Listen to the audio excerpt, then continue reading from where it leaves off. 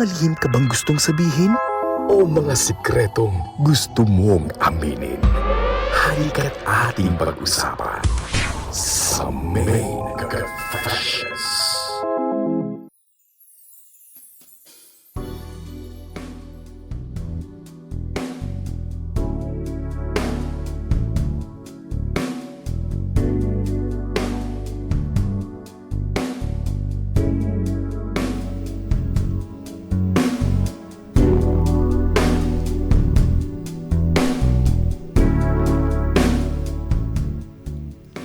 Dear DJ Main, itago mo na lang ako sa pangalang Jonart, taga Tondo, Manila. 28 years old, single at ready to mingle.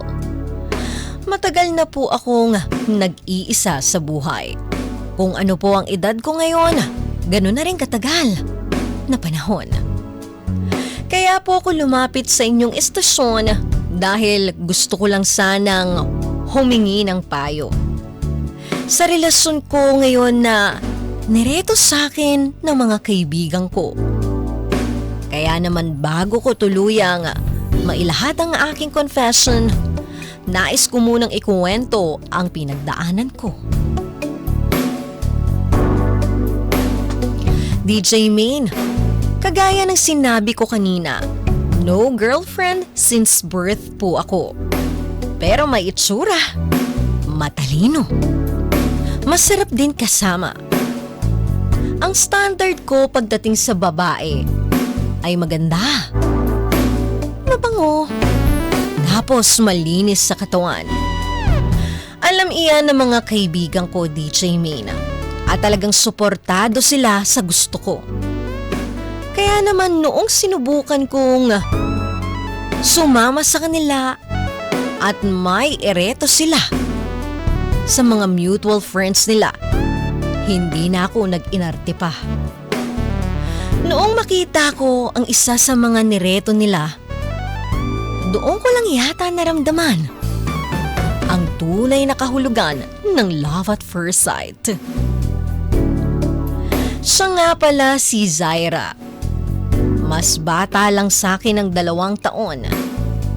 Pero hindi ko na iniisip yun dahil ang pinakamahalaga, maganda siya. Sexy. Manipis ang bewang, pero malapad ang balakang.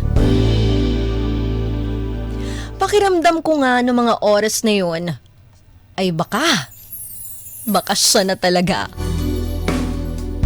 At dahil bet ko nga si Zaira, tinulungan ako ng aking kaibigan. Tinulungan ako kung papaano ang gagawin ko. Pinakinggan ko lahat ng mga payo nila.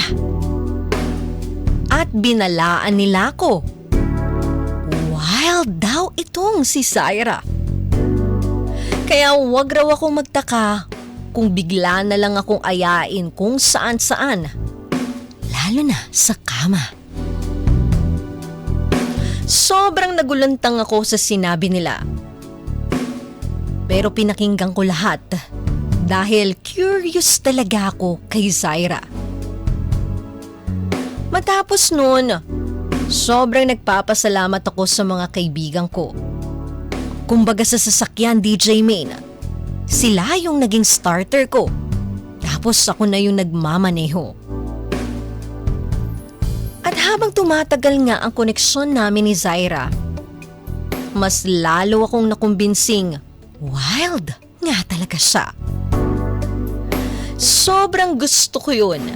As a first timer, sobrang pabor sa akin yun, DJ Main.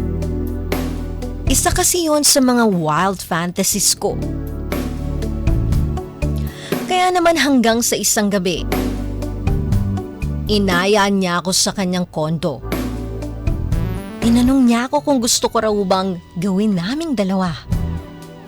Ilang beses niya akong inasar. Hanggang sa napapayag niya din ako bandang huli. Nung una nagdadalawang isip pa ako. Dahil hindi naman ako sanay sa mga ganong sitwasyon. Pumayag ako At aminado din ako. Habang papunta ko roon, ang dami ko nang naiisip. Parang lahat na yata ng pangarap ko sa isang relasyon, unti-unti nang nagkakatotoo. Pero hindi ko alam na ang gabing akala ko ay simula ng isang masaya at magandang kwento ay sa palang gabi na magpapagulo sa isipan ko. Dahil may isang bagay akong nadiskubre tungkol kay Zaira. DJ Main, dahil nga first time ko, inaasahan ko na kapag pinakita niya, doon ko makikita ang mamula-mulang strawberry niya. Pero mali ako. Dahil bumungad sa akin ang makulay na parang beef tapa. DJ Main, nung mga oras na iyon, hindi ko talaga alam kung ano ang dapat kong maramdaman. Dahil sa totoo lang, first time ko iyon. At aminado ako, marami akong nabuong expectations sa isipan ko. Siguro dahil nga sa mga napapanood ko. Dahil sa mga naririnig kong kwento na namumula o mamula-mula daw na parang strawberry talaga ang itsura. Pero parang hindi naman. Sobrang nandiri ako dahil kulay beef tapa pala. Kaya no mga bagay akong nakita, hindi na tumugma sa inaasahan ko. Parang bigla akong nanlamig kay Zaira. Hindi ko maipaliwanag ng maayos, DJ Main. Pero parang may kumontra sa utak ko. Habang si Zaira naman, komportable lang. Parang normal lang sa kanya ang lahat. Pero ako, ang ginawa ko, dumistansya ko ng kaunti, nagbihis, at naghanap ng dahilan. Sinabi ko sa kanya na nape-pressure ako, na masyado akong kinakabahan, na ayokong madaliin ang mga bagay-bagay. At sinabi ko pa nga, sinabi ko na mahal ko siya. At marami pa akong gustong patunayan bago kami umabot sa ganoong yugto. Pero sa totoo lang, DJ Main, kasinungalingan lahat ng iyon. Dahil ang totoong dahilan, na-turn off ako. Dahil ang kalinisang hinahanap ko sa isang babae, nawala. At hanggang ngayon, nakukonsensya ako kapag iniisip ko yon. Dahil wala naman talagang ginawang masama si Zaira. Mabait siya. Maalaga. At tinatrato ako ng maayos. Pero hindi ko maalis sa isipan ko yung naramdaman ko ng gabing iyon. Kaya habang tumatagal, napapansin niyang may pagbabago sa akin. Mas madalang na akong magyaya ng date. Mas madalang akong maglambing. At kapag pupunta na ang usapan sa pagiging intimate, ako mismo ang umiiwas. At kagaya ng dati, sinasabi kong marami pa akong dapat patunayan sa kanya. DJ Main, may pagmamahal naman talaga ako para sa kanya. Pero natatakot ako na baka hindi ko talaga matanggap na hindi pala tugma sa mga inaasahan ko ang realidad. At mas natatakot ako na baka masaktan ko siya kapag nalaman niya ang totoo. Kaya heto ako ngayon, humihingi po ng payo. Mali ba ako sa naramdaman ko? At kung talagang mahal ko siya, papaano ko ba haharapin ang pagkadismaya ko nang hindi ko siya nasasaktan? Parang ang hirap lang kasing tanggapin yung fantasy ko, biglang guguho. Sana po ay hindi ako mahusgahan sa inilahad ko. Kaya naman hanggang dito na lamang ang aking confession. Maraming salamat sa pagpabahagi ng aking confession. Sana po ay matulungan ninyo ako dahil sobra talaga akong na-turn off kay Zaira. Maraming salamat po. From Jonard of Tondo, Manila. Alam mo, Jonard, given naman talaga yun eh. May mga bagay tayong naiisip at ini-expect dahil nga sa mga nakikita natin, naririnig natin, o yung mga nabubuo nating imahinasyon, pangarap sa ating isipan. Pero kasi darating yung point na makikilala natin yung isang tao ng mas malalim. At doon mo makikita na hindi pala lahat ng nasa isip mo ay tugma doon sa realidad ng taong iyon. Kaya naman to, Jonard, gusto ko din na tandaan mo, even ikaw, walang taong perpekto. Lahat tayo may mga bagay na hindi natin gusto sa sarili natin.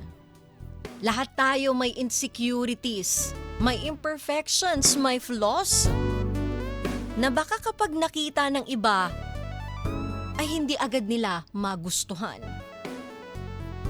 Pero hindi rin ibig sabihin nun, and then, yun na yung magiging dahilan para mabawasan yung halaga natin bilang tao. Nakikilala natin kasi yung isang tao, hindi sa kung ano yung perfect sa itsura niya, kundi sa kung paano tayo tratuhin, kung paano tayo alagaan, at kung paano tayo manatili sa puso nila.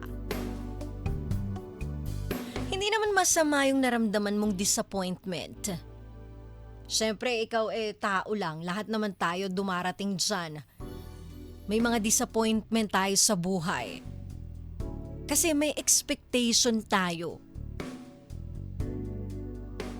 Kaya dapat yung tanong mo ngayon, Jonard,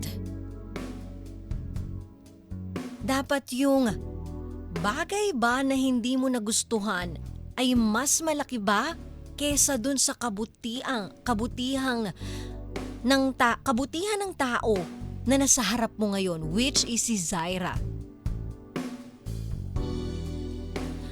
Kasi may mga taong hinahanap natin is yung perfect na partner. Pero nakakalimutan natin na ang totoong pagmamahal ay hindi lang tungkol sa kung ano yung gusto nating makita dun sa tao. Dapat kasama rin doon yung pagtanggap natin dun sa bagay na hindi natin inaasahan. And tulad nga ng sinabi mo, kung talagang mahal mo si Zaira, wag mo siyang pilitin. O wag mong pilitin yung sarili mo na magpanggap. Tulad niyan, ang dami mo nang binitawang kasinungalingan sa kanya. Bigyan mo rin siya ng pagkakataon na makita mo siya bilang isang buong tao. Hindi lang base sa isang bagay na hindi tugma doon sa expectation mo. At para naman kay Zaira, sana maintindihan niya rin na hindi lahat ng tao pare-pareho ng pananaw at comfort level. Pero ang importante, yung may respeto pa din at pagiging honest sa isa't isa. Kasi lahat naman tayo may kanya-kanyang hindi perpekto na bahagi. Ang tunay na tao na para sa atin ay hindi yung taong walang flaws, kundi yung taong pipiliin pa rin nating intindihin. Kahit nakita na natin yung mga bagay na hindi natin inaasahan. And minsan, yung totoong love story ka-vibes, ay hindi yan nagsisimula sa perfect siya, na sa kanya na ang lahat. Minsan nagsisimula yan dun sa nakita ko na yung pagkatao niya at pinili ko pa rin siyang mahalin ng buo. Love is not about finding a perfect person. It's about learning to love an imperfect person perfectly.